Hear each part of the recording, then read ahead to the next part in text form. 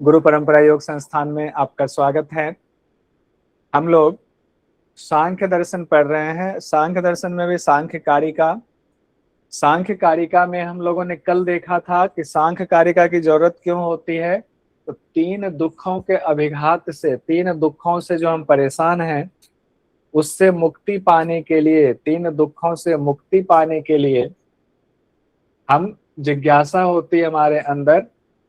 और जिज्ञासा कैसी होती है, मुक्ति भी कैसी चाहिए कि हमें एकांतिक और आत्यंतिक सब अभाव हो जाए, आत्यंतिक भी हो जाए, यानी पूरी तरह से हमें दुख की निवृत्ति हो जाए। इसीलिए सांख्य की जरूरत पड़ती है। उसके बाद आगे कहा गया है दूसरी कारिका की चर्चा आती है जिसमें कहा गया है क्षयात युक्त तद्विपरीतः।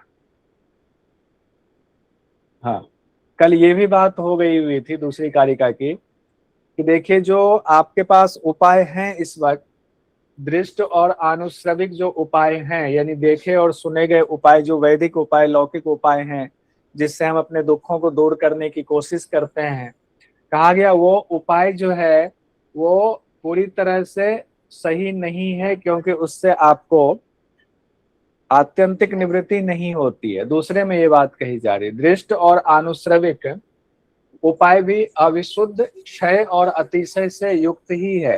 यानी आप हो सकता है बहुत यज्ञ कर लिया, आपको स्वर्ग की प्राप्ति हो गई, जो कल बात हुई थी, फिर आपको स्वर्ग में भी दुख होगा और वापस आपको लौटना ही पड़ेगा।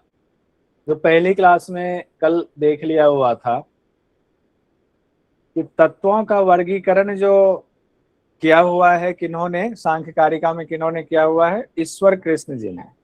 सांख्य कारिका में ईश्वर कृष्ण जी ने तत्वों का वर्गीकरण किया हुआ है। तीन प्रकार से तत्वों का वर्गीकरण किया हुआ है, 25 तत्वों का वर्गीकरण वो इस तरह से किया हुआ है, व्यक्त, अव्यक्त और ज्ञेय। इसमें बांटा हुआ है, जो व्यक्त है, जो अव्यक्त है और जो ज्ञेय है। तो व्यक्त, अव्यक्त और ज्ञेय में कौन कौन सी चीजें आती हैं कल बात हुई थी, लेकिन एक बार फिर से देख लीजिए कि बहुत इंपॉर्टेंट है। 2 बार 3 बार रिवीजन होगा, बाद में फिर मैं इसको रिपीट करूंगा ताकि पूरी तरह याद हो जाए।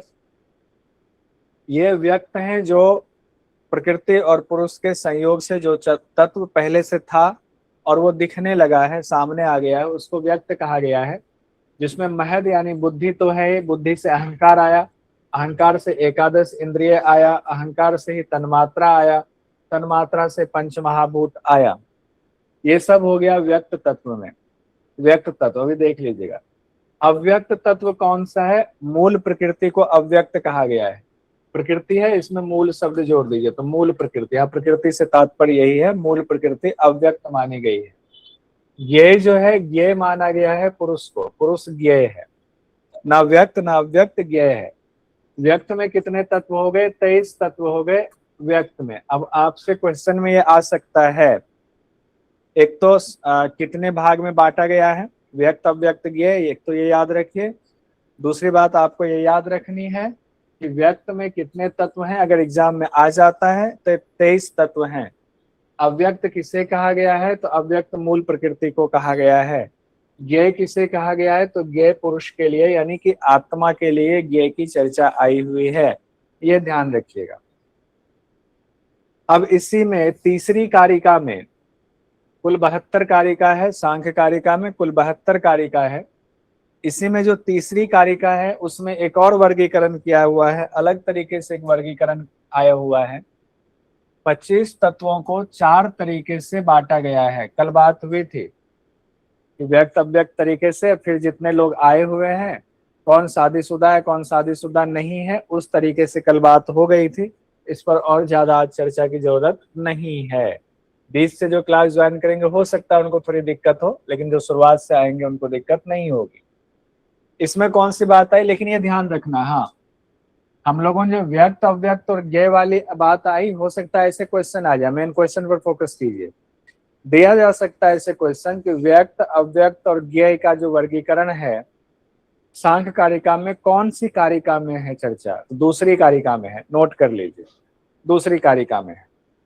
फिर आपको ऐसे क्वेश्चन आ सकता है कि अविकृति प्रकृति विकृति और विकृति, अविकृति, प्रकृति विकृति और विकृति, ये जो वर्गीकरण इस तरह से हो रहा है। और फिर एक है ना प्रकृति और ना विकृति, ये जो 4 प्रकार से वर्गीकरण हो रहा है, ये चर्चा किस कारिका में है? तो ये आपको तीसरी कारिका में ये बात कही गई है, यानी जो दूसरे तरीके से वर्गीकरण है 25 तत्वों का, उसमें है। क्या कहा जा रहा है? मूल प्रकृति ना, मूल प्रकृति कहा गया अविकृति है, मूल प्रकृति के लिए शब्द आया हुआ अविकृति, अविकृति यानी ये विकृति नहीं है, तो मूल प्रकृति हो गया अविकृति, ध्यान रखिएगा, अविकृति। मूल प्रकृति को अविकृति कहा गया है, ध्यान रखिएगा, नोट कर लीजिए। आपके पास भले नोट्स हो, फिर भी आप अपने उसमें स्पेशल डायरी में नोट कीजिए। उसके बाद कहा जा रहा है महद आद्या प्रकृति विकृतया सप्त, यानी 7 चीजें ऐसी हैं, 7 तत्व ऐसे हैं जिसके लिए कहा जा रहा है 7 तत्व, वो प्रकृति भी है और विकृति भी है, दोनों है। 7 तत्व ऐसे हैं जो माता पिता भी हैं और किसी का पुत्र भी है। सिंपल सी भाषा में, जो माता पिता भी है, किसी का पुत्र भी है। प्रकृति हो गया कि वो माता पिता के संदर्भ में, विकृति हो गया कि वो किसी का पुत्र है, यानी किसी से उत्पन्न हुआ है। इस संदर्भ में 7 तत्व ऐसे हैं। कल 7 तत्व की चर्चा हुई थी, अभी फिर से चर्चा कर लेंगे इसकी, ताकि जिनका छूटा हुआ उनका कंफ्यूजन दूर हो जाए। फिर उसके बाद कहा जा रहा है षोडशक अस्तु विकारो। अब षोडश जो वस्तु है वो विकार है, 16 जो तत्व है वो विकार कहा गया है, 16 तत्व विकार है। फिर उसके बाद कहा गया है ना प्रकृति ना विकृति पुरुष है, पुरुष ना प्रकृति है ना विकृति है। क्या है? पुरुष ना प्रकृति है ना विकृति है, ये ध्यान रखिएगा। पुरुष को ना तो प्रकृति कहा गया है ना विकृति कहा गया है। अब यहाँ पर ध्यान से देखिए, इस टेबल को ध्यान से देखिए। पहली बात आई हुई अविकृति, अविकृति, और कारिका कौन सी है ये भी ध्यान रखिएगा, तीसरी कारिका में चर्चा हो रही है। अविकृति में कहा गया है मूल प्रकृति को, मूल प्रकृति एक हुआ, 25 तत्वों में एक तत्व मूल प्रकृति भी है जो अविकृति है, अविकृति है। अब आपके एक हो गया पुरुष, पहले यहाँ फिर पुरुष पर सीधे चले जाते हैं, क्योंकि शुरुआत में तो 2 ही मूल तत्व था, प्रकृति और पुरुष, तो पहले इसी को आइडेंटिफाई कर लेते हैं। पुरुष मतलब आत्मा, पुरुष मतलब आत्मा। आत्मा के लिए कहा गया ना प्रकृति है ना विकृति है, इसके लिए शब्द क्या इस्तेमाल किया है? ना प्रकृति ना विकृति, ना प्रकृति ना विकृति। ध्यान दीजिएगा, 2 चीजें हो गए, कितने तत्व रह गए? अब 23 तत्व अब आपके बच गए। कितने बच गए? 23 तत्व आपके बच गए, यानी कि ये दोनों के मिलन से 23 तत्व दिखने लगे थे, व्यक्त हो गए थे। अब इस 23 तत्व में आपको वर्गीकरण करना है, अब इस 23 में आपको वर्गीकरण करना है कि जिनकी शादी हुई नहीं, जो कवारे रह गए 23 में, तो 16 ऐसे हैं जो कवारे रह गए, 16 की शादी नहीं हुई, तो उनका परिवार बढ़ा ही नहीं, वहीं बेचारे रुक गए। ठीक है, कौन से 16 हैं? 11 इंद्रियां, इनकी शादी नहीं हुई, ये कवारे रह गए। 5 महाभूत, इनकी शादी नहीं हुई, ये कवारे रह गए। 11 5 16 हो गए, किसमें? विकृति में। 16 हो गए विकृति में। इसके बाद प्रकृति और विकृति, जिनकी शादी हुई है, वो खुद तो पैदा हुए हैं और अपना परिवार भी उन्होंने बढ़ा लिया हुआ है, उसको प्रकृति और विकृति दोनों नाम दिया गया। प्रकृति जब उनको कहा जाएगा तो वो पिता के संदर्भ में हो जाएगा, सिंपल समझने के लिए। विकृति जब उनके लिए इस्तेमाल होगा तो पुत्र के संदर्भ में हो जाएगा, किसी से उत्पन्न हुआ है के संदर्भ में हो जाएगा।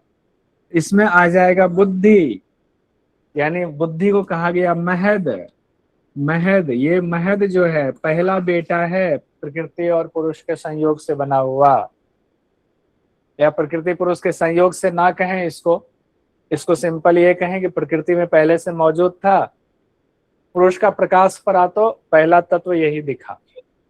कौन? महद। तो महद जो है उत्पन्न भी हुआ है, उत्पन्न करता भी है। महद ने किसको उत्पन्न किया? अहंकार को उत्पन्न किया। किसको उत्पन्न किया? अहंकार को। तो अहंकार यहाँ पर उत्पन्न हुआ है तो विकृति हो गया। अब अहंकार नई चीजें उत्पन्न कर रहा है, तन्मात्रा और एकादश इंद्रिय, तो ये प्रकृति भी हो गया। तो अहंकार भी प्रकृति विकृति हो गया। फिर बात आती है पंच तन्मात्रा की। सप्त शब्द कहा गया, सप्त। पंच तन्मात्रा की बात आती है। पंच तन्मात्रा उत्पन्न हुआ है किससे? अहंकार से, विकृति हो गया। उत्पन्न कर रहा है किसको? पंच महाभूत को, तो प्रकृति हो गया, प्रकृति भी हो गया। ये 7 चीजें 16 चीजें, ये तोड़ तोड़ करके हमारे दिमाग में छपना चाहिए किसी भी हालत में, और कोई उपाय नहीं। ये योग के स्टूडेंट्स को मास्टर किए हुए हैं आप लोग सब, ये होना ही चाहिए, इसमें कोई रियायत नहीं दी जाएगी। चौथी कारिका में कहा गया है 3 प्रमाण की चर्चा, जो यहाँ भी, ये भी बहुत इंपॉर्टेंट है। 3 प्रमाण, योग दर्शन हम लोग पढ़ चुके हैं, योग दर्शन में भी 3 प्रमाण की चर्चा है। और योग दर्शन में प्रमाण किस संदर्भ में आया हुआ था? चित्त की वृत्तियों के संदर्भ में आया हुआ था।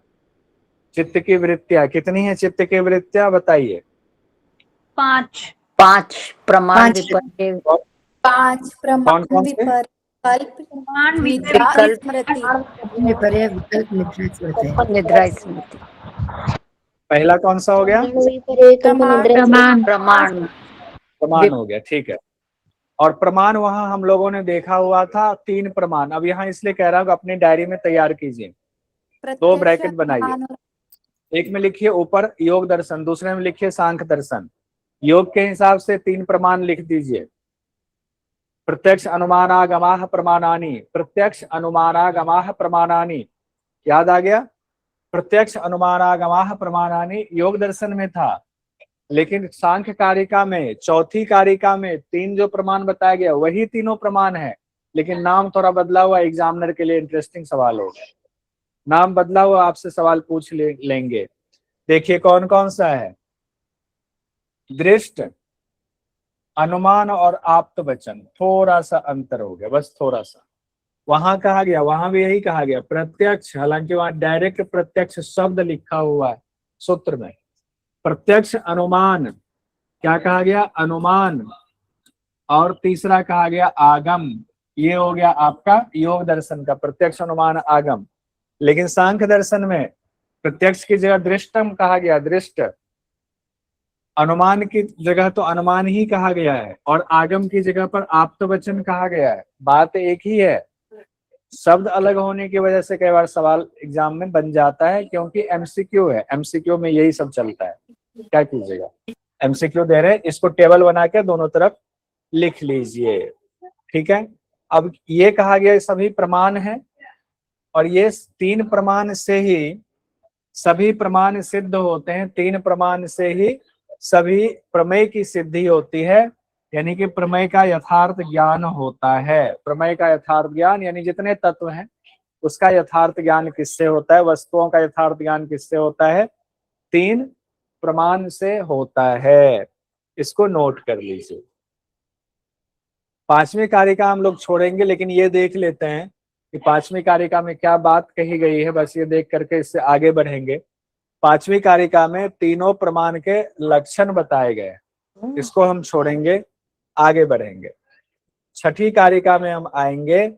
6ठी कारिका में भी इसको भी छोड़ेंगे, 6ठी कारिका को भी। 6ठी कारिका में क्या कहा गया बस ये देख लिए। 3 प्रमाण की जरूरत क्यों पड़ी, ये बात 6ठी कारिका में कही गई है कि बिना प्रमाण के जो है कोई चीज आप साबित नहीं कर सकते हैं, ठीक है। अब हम आते हैं 7वीं कारिका पर।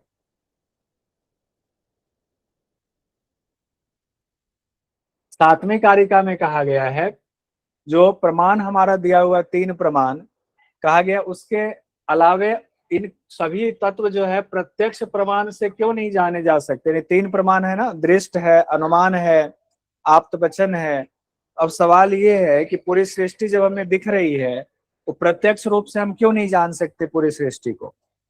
अनुमान और आप्त वचन की जरूरत क्यों है प्रमाण में, अनुमान आप्त वचन की जरूरत क्यों है, उसका कारण बताया गया है। देखिए कितना साइंटिफिक तरीके से बताया जा रहा है कि 3 प्रमाण है तो 3 प्रमाण क्यों है, प्रत्यक्ष से ही सब काम चल जाता है, कहा नहीं, अनुमान और आप्त वचन की भी जरूरत पड़ेगी। कहा क्यों जरूरत पड़ेगी, अगर मन में सवाल हो जाए, कहा इसलिए जरूरत पड़ेगी तो इस बात को साबित करने के लिए 7वीं कारिका में कही गई है, 7वीं कारिका में 8 बातें कही गई है। कौन सी 8 बातें कही गई है?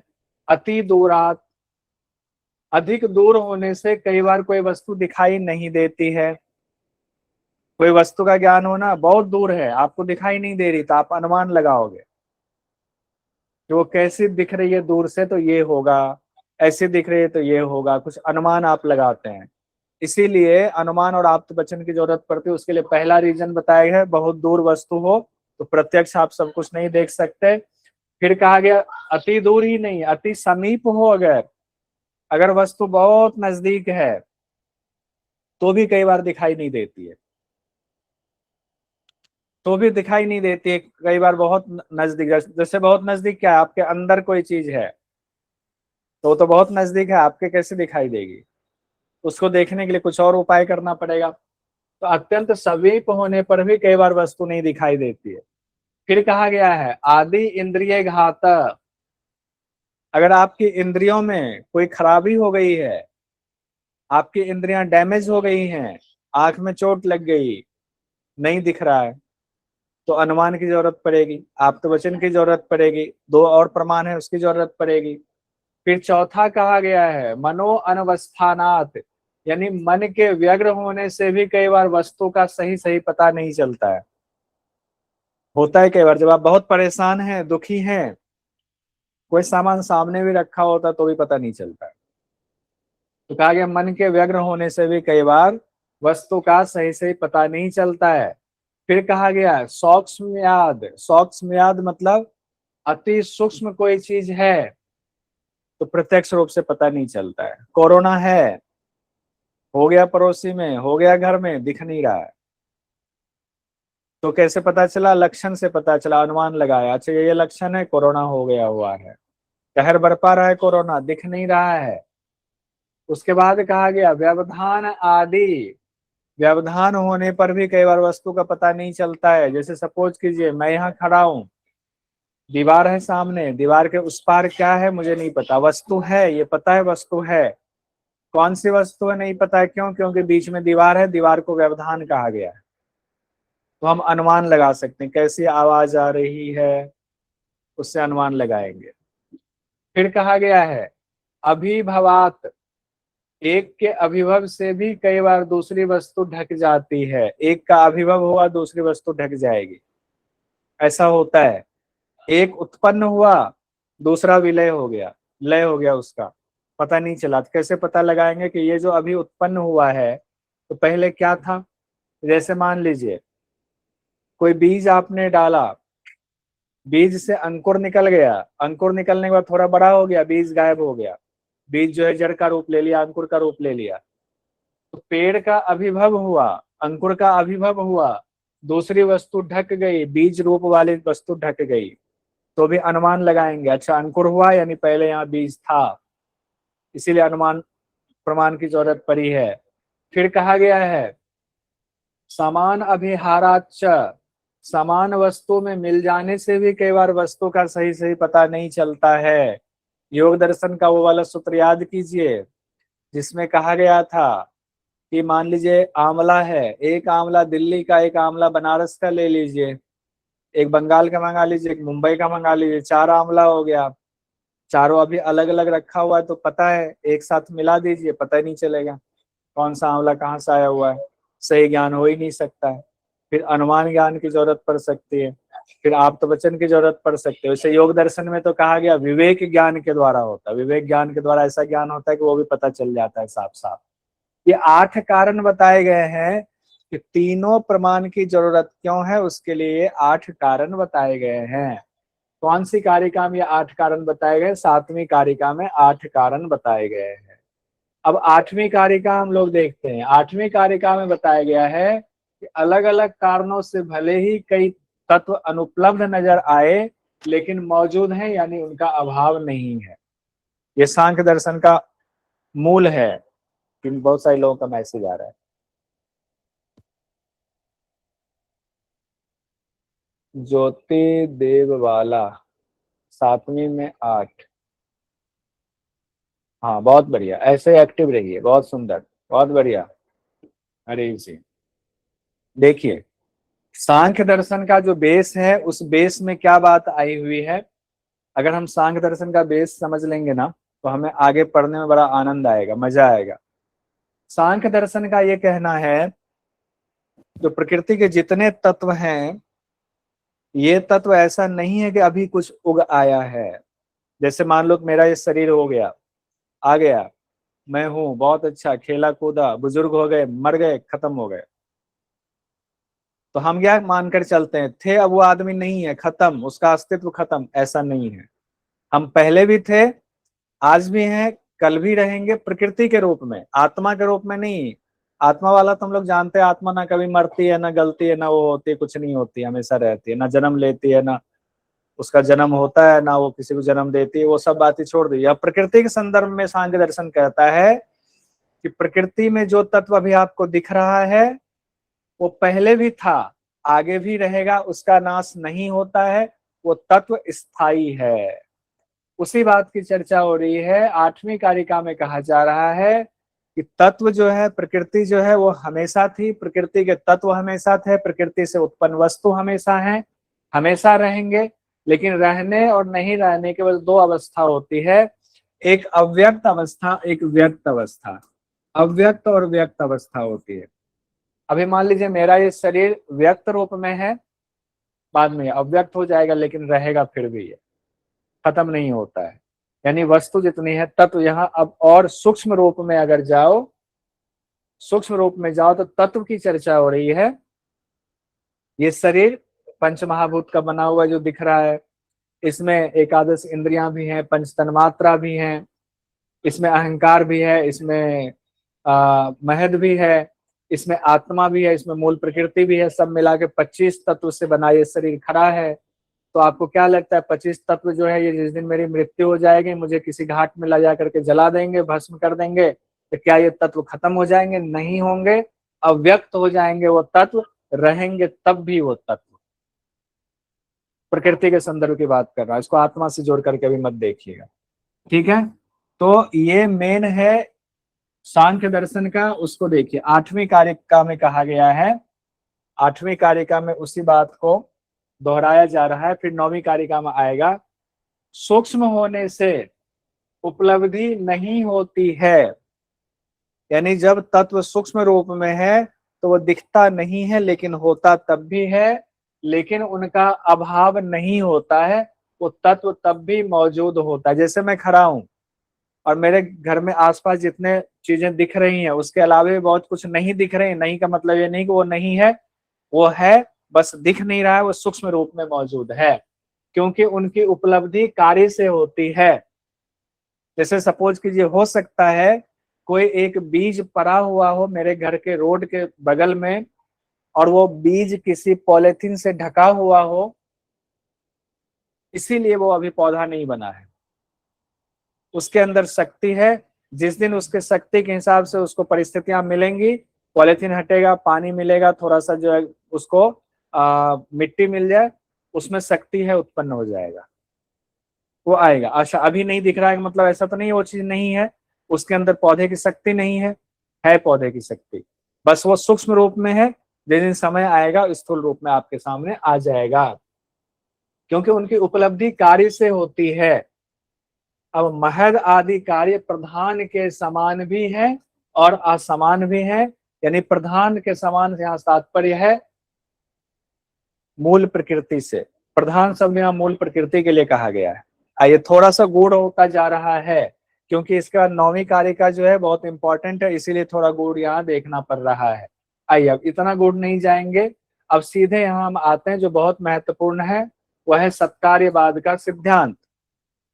8वीं कारिका पर मैं इसलिए इतना रुका हुआ था कि 8वीं कारिका में ये कहा जा रहा है, फिर से रिपीट कर रहा हूं, प्रकृति के जितने तत्व हैं, या थे अगर आप कह लें, तो वो गायब नहीं हुए, वो हमेशा रहते हैं, बस दो अवस्था में। एक सूक्ष्म, सूक्ष्म है तो दिखते नहीं है, जिस दिन उसकी सूक्ष्म वाली स्थिति खत्म हो जाएगी, व्यवस्था बनेगी, वो स्थूल रूप में आ जाएंगे, आपको दिखेंगे, यानी हमेशा थे। इसका तात्पर्य ये हुआ, सांख्य दर्शन में ये कहा जा रहा है प्रकृति सत्य है, असत नहीं है। सीधा मैं टू द पॉइंट आ गया। अब एग्जाम की दृष्टि से प्रकृति सत्य है, सांख्य दर्शन में क्या है? प्रकृति सत्य है। उसी सत्य को साबित करने के लिए 9वीं कारिका में सत्कार्यवाद का सिद्धांत दिया गया। सत्कार्यवाद का सिद्धांत, प्रकृति सत्य है, असत नहीं है, तो सत्कार्यवाद का सिद्धांत लीजिए, ईश्वर कृष्ण जी ने दिया। कौन सी कारिका में सत्कार्यवाद का सिद्धांत है? परीक्षा की दृष्टि से आ जाइए, 9वीं कारिका। कौन सी कारिका में है? 9वीं कारिका में है सत्कार्यवाद का सिद्धांत। नोट कर लीजिए, बहुत इंपॉर्टेंट है, बहुत। आपको एग्जाम में आए ना आए, आपको ये याद रहना चाहिए, बोलने की जरूरत नहीं है इसको। सत्कारवाद का सिद्धांत सांख्य कारिका में, कौन सी कारिका? 9वीं कारिका। कौन सी कारिका? 9वीं कारिका। अब कहेंगे, अब आगे बढ़िए। सत्कार्यवाद यानी कि प्रकृति सत्य है, इसको साबित करने के लिए 5 चीजें बताई हैं, सांख्य दर्शन में बताई गई, कपिल मुनि ने बताया है, उसी को ईश्वर कृष्ण जी ने अपनी कारिका में लिखा हुआ है अपने गुरु के माध्यम से। क्या लिखा हुआ है? असद करनात उपादान ग्रहणात सर्व संभवा भावात सक्तस्य सक्त करनात कारण भावाच सत्कार्यम। यानी ये प्रकृति सत्य है, उसके लिए 5 चीजों से कहा। समझिए, ये 5 ऐसी सूत्र हैं या ऐसी स्थिति है। पांचों स्थिति को जब आप समझेंगे तो आप कहेंगे हाँ प्रकृति सत्य है, असत नहीं है। तो इसी को कहा गया सत्कार्यवाद का सिद्धांत। अब इसमें एग्जाम की दृष्टि से सत्कार्यवाद के सिद्धांत में सांख्य शास्त्री या सांख्य वाले कितने तरीके से प्रकृति को सत्य बता रहे हैं? तो 5 तरीके से। 5 तरीके से। पांचों का अर्थ क्या है वो अभी अर्थ बता देता हूं, बहुत सुंदर है। ये पांचों पहले आपको सीक्वेंस में याद होना चाहिए। सत्कारवाद के सिद्धांत को कैसे साबित किया गया? 5 उदाहरण से साबित किया गया, 5 तरीके से। असद करनात उपादान ग्रहणात सर्व संभवा भावात सक्तस्य करनात कारण भावात। 5 कहेंगे। पहला है असद करनात। असद अभी बात हो रही ना सत्य की, कि मैं सत्य हूं, तो पहले बताना पड़ेगा कि असत्य क्या होता है। पहले बताना पड़ेगा असत क्या होता है, इसलिए पहला कहा पहले असत को समझ लो। कहा गया, देखिए असद करनात लिखा है, इसका द को त हो गया, असत करनात हो गया। असद करनात वैसे पढ़ेंगे। सांख्य दर्शन के मुताबिक सांख्य में कहा गया, कपिल मुनि कहते हैं या सांख्य कारिका में ईश्वर कृष्ण जी कहते हैं, गुरु शिष्य परंपरा में है तो मेन हम मानेंगे कपिल मुनि की ही बात मानेंगे। वो कहते हैं असत्य से सत्य की उत्पत्ति नहीं हो सकती है। असत्य जो है वो सत्य उत्पन्न नहीं कर सकता है, जो झूठ है वो सच उत्पन्न नहीं कर सकता है। अगर प्रकृति असत्य है तो प्रकृति में क्षमता ही नहीं होगी कि वो तत्वों को उत्पन्न कर दे, वो महद को उत्पन्न कर दे, वो अहंकार को उत्पन्न कर दे, एकादश इंद्रिय को उत्पन्न कर दे, वो पंच तन्मात्रा को उत्पन्न कर दे, पंचमहाभूत को उत्पन्न कर दे। नहीं कर सकता है। इसका मतलब है, इससे साबित होता है कि प्रकृति असत नहीं बल्कि सत्य है। असद करनाथ का सीधा यही है अर्थ। यानी पहले ही कह रहे हैं सांख्य दर्शन के मुताबिक असत्य से सत्य की उत्पत्ति नहीं हो सकती है। और बताते हुए कहा गया है कार्य का पहले से ही कारण में विद्यमान होना जरूरी है सत्य होने के लिए।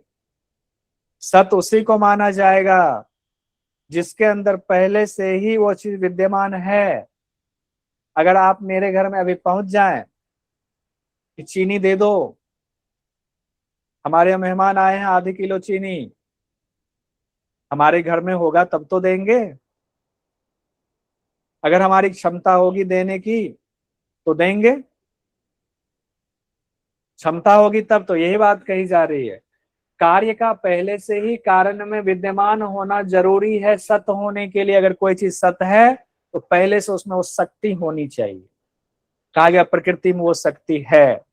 अगर प्रकृति असत होता तो प्रकृति इतनी चीजें उत्पन्न नहीं कर सकता था। सीधा और सिंपल, पहली बात से उन्होंने साबित कर दिया कि प्रकृति सत है। दूसरा क्या है? दूसरा है उपादान ग्रहणात। अब इतना उदाहरण छोड़ दीजिए, छोड़ दीजिए इतना उदाहरण, सीधा लेते हैं उपादान ग्रहणात। अच्छे से समझिएगा, अभी ध्यान इधर उधर गया, ये नहीं समझ पाए तो कभी नहीं समझ पाएंगे, फिर मुझे मत कहिएगा। उपादान ग्रहणात, उपादान का अर्थ क्या होता है? किसी ने मुझे मैसेज भेजा हुआ था, उपादान का अर्थ बता दीजिए। उपादान का अर्थ क्या होता है? उपादान का अर्थ होता है जिसके द्वारा कार्य संपन्न हो रहा है। कोई एक कारण होता है, उपादान समझ जाएंगे तो दिक्कत नहीं होगी। कहा गया हर कार्य में एक विशेष उपादान होता है जिसको मटेरियल काउज कहते हैं। मटेरियल काउज, जैसे कि घड़े के लिए मिट्टी उपादान कारण है, घड़े के लिए मिट्टी उपादान कारण है। घड़ा तभी बन सकता है जब मिट्टी है, मिट्टी नहीं तो घड़ा नहीं बनेगा, मिट्टी नहीं है तो घड़ा नहीं बन सकता है। उसी के लिए उपादान ग्रहणात शब्द कहा गया है, जिसका अर्थ है जो कार्य हुआ है, कार्य हुआ है मतलब जो घड़ा बना है, तो उसका संबंध उसके उपादान यानी मिट्टी से है। अगर महद तत्व आया हुआ है, ये मेरा शरीर आया हुआ है, आपका शरीर आया हुआ है, तो इसका मतलब है कि शरीर में जो 25 तत्व हैं उसका अस्तित्व है, वो पहले से था, वो मूल प्रकृति में था। इसका मतलब मूल प्रकृति पहले से था। सीधा और सपाट, कितना तार्किक बातें कही गई है। जैसे कपड़े के लिए धागा उपादान कारण है, मटेरियल काउज है, तो हमारा जो शरीर है इससे साबित होता है कि प्रकृति सत्य है, पहले से था ये सब कुछ प्रकृति में, तभी निकला, नहीं होता तो नहीं निकलता। आप चीनी मांगने आ जाओ, है ही नहीं घर में, कहां से देंगे? अब गोली में मार दोगे तो चीनी नहीं निकलेगा, खून निकलेगा, चीनी नहीं निकल सकता। तीसरा कहा गया सर्व संभवा भावात। सर्व संभवा भावात, अब यहां तीसरे तरीके से साबित कर रहे हैं कि प्रकृति सत्य है। बात एक ही कह रहे हैं, अलग अलग तरीके से कह रहे हैं। एक बार इधर से नाक पकड़ो, हाँ ये नाक है, फिर कहा देखो नाक है ना, सामने से पकड़ा है, मत कहना देखो पीछे से पकड़ते हैं, हाँ नाक है, हाँ है, इधर से पकड़ते नाक है, हाँ है, इधर से पकड़ते नाक है, हाँ है, नीचे से पकड़ते हैं, साबित कर दिया। अरे नाक तो एक ही है, प्रकृति सत्य ही है। अब उसको 5 तरीके से पकड़ के बता रहे हैं, यही है। तीसरा क्या है? सर्व संभवा भावात। आपको बताने में मेरी नाक दर्द हो गई, पता चला ऐसे नाक लंबी और खिंच जाएगी। इसका अर्थ है सभी कार्य सभी कारण में मौजूद नहीं होते हैं।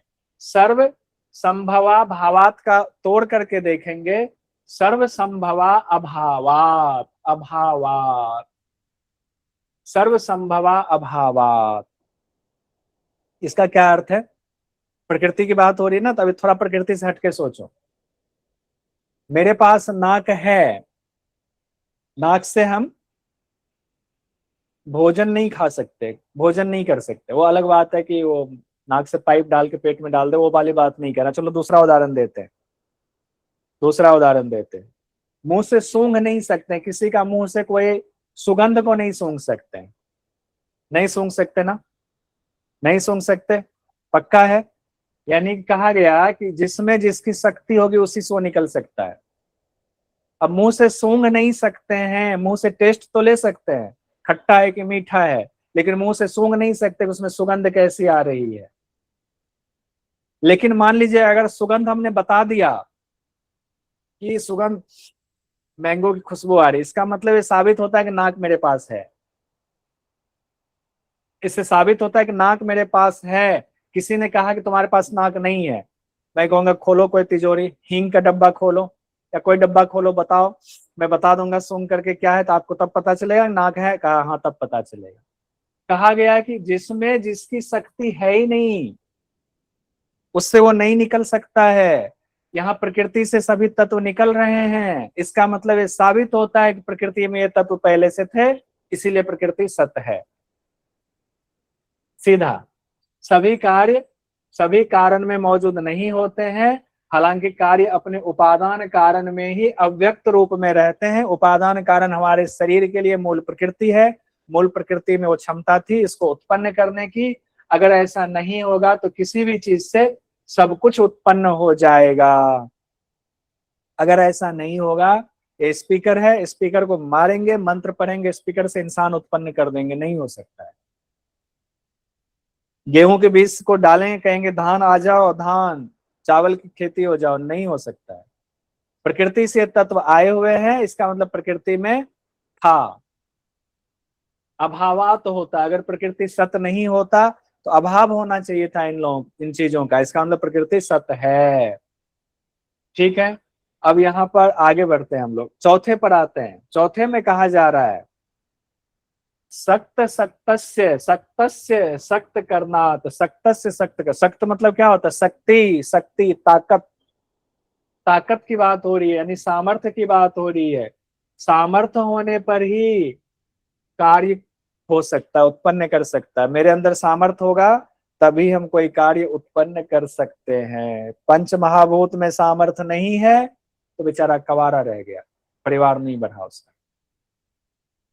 जो सामर्थ्यवान है वही उत्पन्न कर सकता है। इसका मतलब है कि प्रकृति सामर्थ्यवान थी, मूल प्रकृति सतरजतम जिसको कहा जाता है मूल प्रकृति का गुण है, उसने उत्पन्न कर दिया बाकी के 23 तत्व को, 23 तत्व को उत्पन्न कर दिया उसने। इससे भी साबित होता है कि मूल प्रकृति सत्य है, असत्य नहीं है।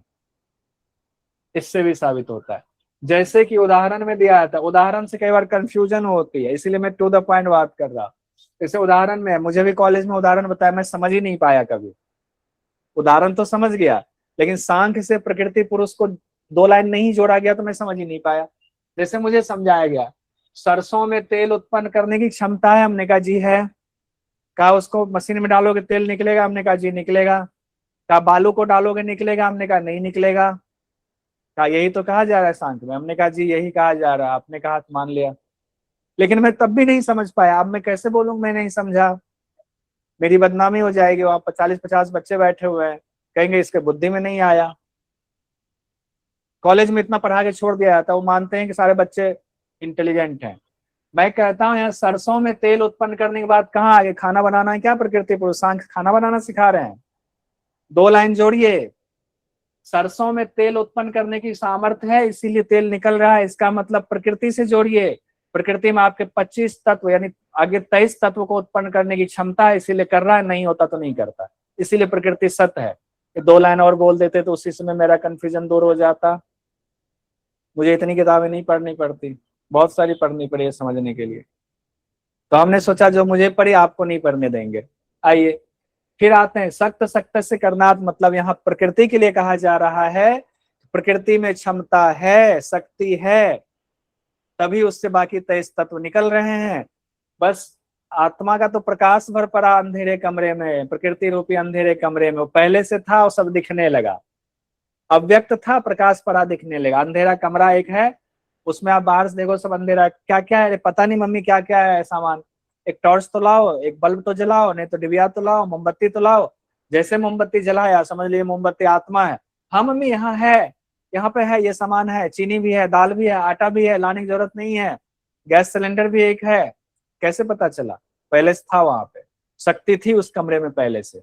सक्त सक्त से करनात, यानी कि प्रकृति सत्य है, प्रकृति सत्य है ये कहा जा रहा है। बात देखिए एक ही कही जा रही है, घुमा घुमा के कही जा रही है। अब आप कह सकते देख रहे हो विनोद कैसे घुमा रहे हैं, तो क्या करें, हम मानते नहीं है तो विनोद घुमाएंगे। 5वां कहा जा रहा है कारण भावात। कारण भावात, कारण भावात का अर्थ है कार्य और कारण का संबंध। कारण शब्द का अर्थ समझिए, नहीं तो मामला गड़बड़ हो जाएगा, कहेंगे इतना शब्द भारी भारी पढ़ा दे रहे। कारण का मतलब होता है, पहले सिंपल समझिए, मैं हूं, मेरा ये शरीर है, इस शरीर का कारण कौन है? स्थूल रूप में मेरे माता पिता इस शरीर के कारण है। कारण का मतलब होता है जहां से उत्पत्ति हुई वो कारण है। अब इसको सांख्य में लेके आइए। सांख्य में एक तत्व उठाइए अहंकार, मैंने अपने मर्जी से उठाया, आप कोई भी उठा सकता है। अहंकार, अहंकार का कारण कौन होगा? महद। अहंकार की उत्पत्ति जिससे हुई है, अहंकार का लय किसमें होगा? बुद्धि में होगा, महद में होगा, क्योंकि महद से उत्पन्न हुआ। तो अहंकार का कारण कौन होगा? महद होगा। महद का कारण कौन होगा? मूल प्रकृति, सतरज स्तंभ, उसमें जाके मिल जाएगा। कारण का मतलब है जो उसका उत्पत्ति करने वाला है वो कारण है। अब यहां कहा जाए कारण भावात, इसका अर्थ है कि कार्य और कारण का संबंध। आप कहोगे यहाँ कार्य क्या है? कारण तो समझ गए, कार्य क्या है? कार्य का तात्पर्य है जो नए तत्व उत्पन्न हो गए वही कार्य है। मूल प्रकृति के लिए जो नया तत्व उत्पन्न हो गया वही कार्य हो गया, फिर वही कारण हो जाएगा। वो कार्य कारण हो जाएगा जब नया तत्व उत्पन्न कर देगा, तब नया तत्व फिर कार्य हो गया, वो कारण हो गया। जैसे कि मूल प्रकृति से महद निकला पहला तत्व, तो महद जो है वो कार्य हो गया मूल प्रकृति के लिए। महद से अहंकार निकला, अहंकार जो है वो कार्य हो गया किसका? महद का। और महद जो है कारण हो गया। महद कार्य भी है कारण भी है। अहंकार आया, अहंकार कार्य भी है कारण भी है। क्यों कार्य है? कार्य क्यों है? क्योंकि वो महद से निकला है। और कारण क्यों है? कारण मतलब उत्पत्ति क्यों है? क्योंकि उसने एकादश इंद्रिय और पंच तन्मात्रा की उत्पत्ति की है, इसीलिए वो कारण भी है। यानी कि एकादश इंद्रिय पंच तन्मात्रा कहाँ जाके मिलेंगे? अपने कारण में। बच्चे कहाँ जाते हैं? अपने माता पिता के पास। तो कार्य और कारण दोनों है। अगर आप कार्य कारण शब्द नहीं समझ पाए ना, जो कॉलेज में जनरली नहीं समझाया जाता है, जनरली की बात कर रहा हूँ, ऐसा नहीं है कि सभी नहीं समझाते होंगे, मुझे तो नहीं समझाया गया था।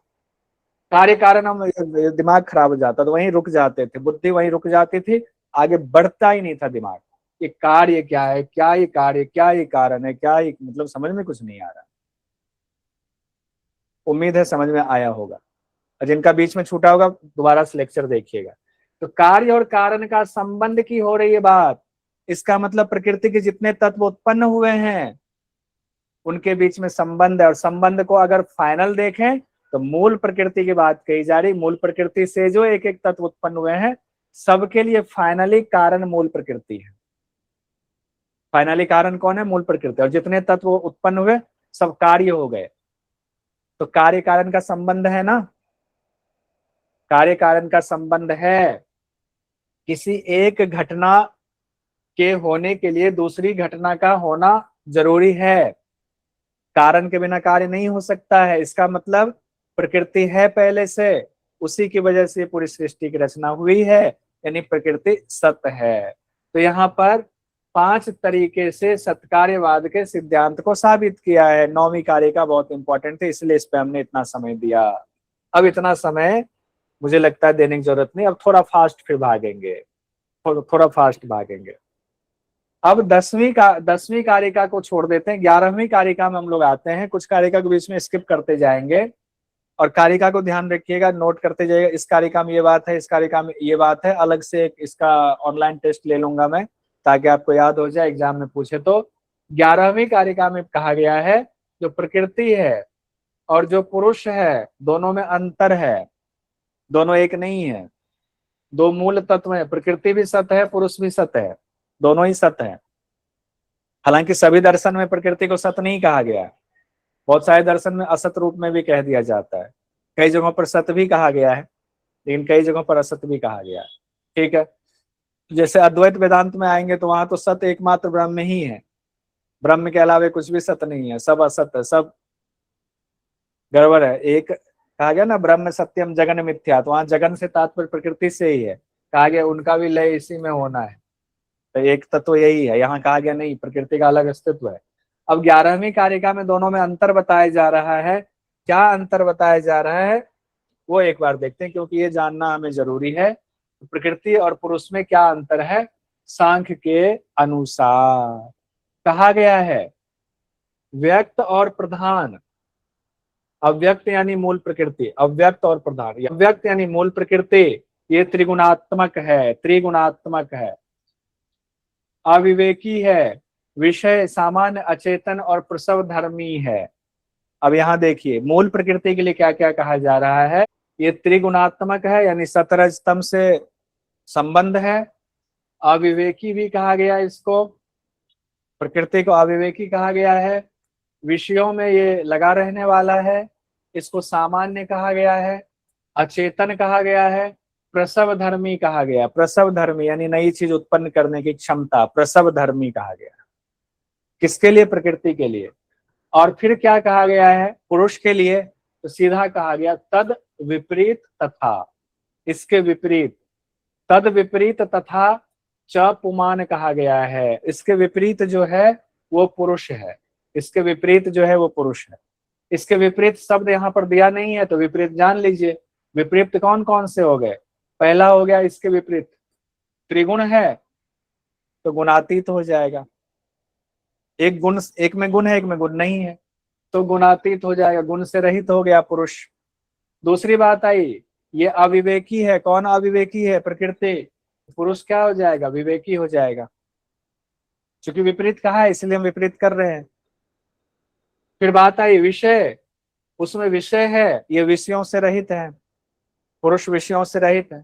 फिर बात आती है सामान्य, वो सामान्य है तो ये असामान्य है, उसका विपरीत कर दीजिए। प्रकृति सामान्य है तो पुरुष असामान्य हो जाएगा।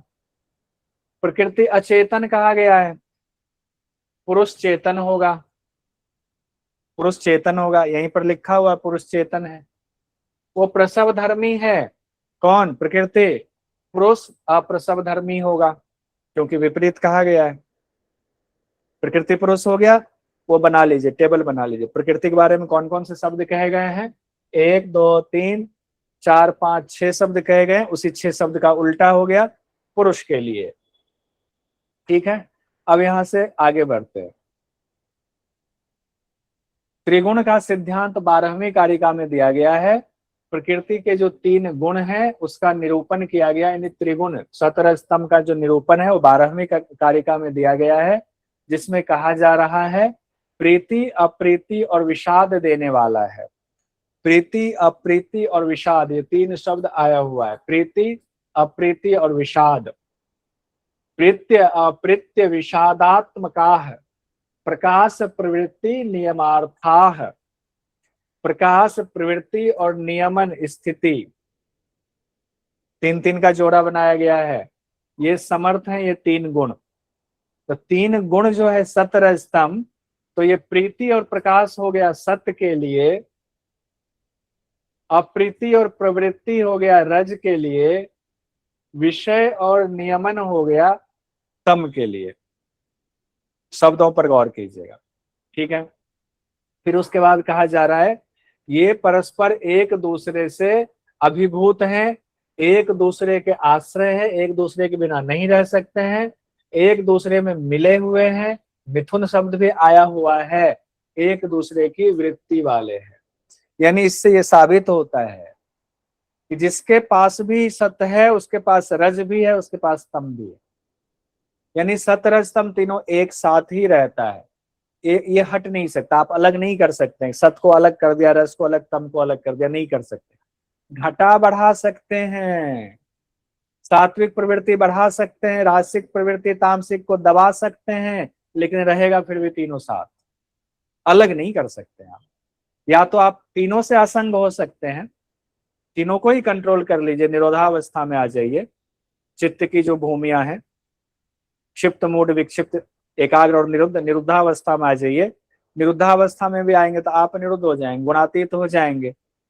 लेकिन सतर स्तंभ रहने वाला एक साथ ही है, सतर स्तंभ एक साथ ही रहने वाला है। अब यहां देखिए सतर स्तंभ, सत में कहा गया 2 शब्द, प्रीति और प्रकाश। प्रीति और प्रकाश, ये 2 शब्द ध्यान रखिएगा। रज में कहा गया अप्रीति और प्रवृत्ति, अप्रीति और प्रवृत्ति। तम में कहा गया विषाद और नियमन, विषाद और नियमन, ये तम के लिए कहा गया। सतर स्तंभ की बात हो गई। उनके नियमन मतलब स्थिति बनाए रखना, नियमन मतलब स्थिति बनाए रखना, स्थिर रख देना, ठीक है, नियमन उसके लिए आता है। 13वीं कारिका में गुणों का स्वरूप बताया गया है। 12वीं कारिका में तीनों गुण बता दिया कि गुण ये चीजें होती हैं, और तीनों गुण आपस में मिले रहते हैं, दूर नहीं रहते हैं, एक साथ रहते हैं। और फिर 13वीं कारिका में गुणों का स्वरूप बताया जा रहा है। एक बार टाइम देख लेते हैं, ठीक 8:16 हुए हैं, ठीक है। आइए थोड़ा सा इसको 13वीं कारिका का तो देख ही लेते हैं। 13वीं कारिका में बहुत इंपॉर्टेंट है, एग्जाम में पूछा जाता है, जिसमें कहा गया है सत्व गुण कहा गया है, लघु और प्रकाशक होता है। सत्वम लघु प्रकाशकम इष्टम, सत्व गुण लघु और प्रकाशक होता है, नोट कीजिए, इंपॉर्टेंट है, एग्जाम में आएगा। लघु और प्रकाशक निम्न में से किसको कहा गया? सतरजतम इनमें से कोई नहीं, ऐसे क्वेश्चन आ सकता है। सत्वगुण लघु और प्रकाशक होता है। रजोगुण कहा गया है, प्रेरक होता है, चल होता है, यानी चंचल और गतिशील होता है, प्रेरक होता है। चलम च रजः, उपष्टम्भकम चलम च रजः, यानी कि प्रेरक होता है और चल होता है। चल मतलब चंचल, किसी चीज को गतिशील कर देना। आप बैठे हो चुपचाप, अरे छोड़ो क्या करना, शांति से रहो। कोई पड़ोसी आया, आपका दोस्त है, अरे चलो चलो, अरे नहीं ऐसे कैसे शांत है, चलो पतंग उड़ाते हैं आज। वो राजसिक प्रवृत्ति के साथ आया, आपको भी गतिशील कर दिया, आपका भी रज बढ़ गया, चलो अब उड़ाते हैं पतंग, एकदम गति में आ गए। उस समय राजसिक प्रवृत्ति बढ़ गया, गतिशील करना। रजोगुण प्रेरक और चल होता है, चंचल या गतिशील होता है। फिर कहा गया है गुरु वर्णकम एव तमः, गुरु वर्णकम एव तमः, यानी कि गुरु होता है और आवरण वाला होता है। तमोगुण क्या होता है? गुरु मतलब भारी और आवरण यानी कि ढकने वाला। तमोगुण क्या होता है? भारी होता है और ढकने वाला होता है, यानी आलस्य वगैरह लाने वाला। छोड़ो आज रहने दो, क्या ही करना है, जाने दो। भारी होगा और मन को भारी कर देगा, छोड़ो यार जाने दो, क्या ही कर। आवरण ढकने वाला होगा। फिर कहा गया है, फिर तीनों में संबंध बताया गया है, सत में, रज में और तम में। फिर से कहा जा रहा है दीपक की तरह। दीपक में क्या होता है? तेल, अग्नि और बाती से युक्त होता है एक दीपक, और तीनों चीजें एक दूसरे का विरोधी होता है। दीपक में तेल, अग्नि और बाती तीनों एक दूसरे का विरोधी होता है, तीनों एक दूसरे को परेशान करने में लगा रहता है, तब जाकर के प्रकाश उत्पन्न होता है। कहा गया तीनों स्वरूप जो है, दीपक में जो तीन चीजें हैं, तेल, अग्नि और बाती, उन तीनों की तरह परस्पर विरोधी गुणों से युक्त होता है। सब विरोधी गुण है ना, आपस में विरोधी गुणों से युक्त होता है। सतरजतम आपस में ही एक दूसरे को मारने के लिए तैयार रहता है। कहते रहेंगे साथ, लड़ेंगे भी साथ ही, तुम्ही से लड़ेंगे लेकिन साथ छोड़ेंगे नहीं, ये वाला हाल दीपक की तरह, यानी अलग अलग अर्थों को संपन्न कराता है। तो हम लोगों ने कौन सी कारिका देख ली? 13वीं कारिका तक हम लोगों ने देख लिया, 13वीं कारिका देख लिया। अब जो है हम लोग आगे जो इम्पोर्टेंट और होगा, जैसे कि 17वीं कारिका पुरुष सिद्धि वाला है, बहुत इंपॉर्टेंट है, यहां से हम लोग कल देखेंगे पुरुष सिद्धि। तो कल दिक्कत नहीं होगी, क्योंकि आज तक हम लोगों ने थोड़ा सा कल वाला रिवीजन भी किया, तो इसको कल देखना है।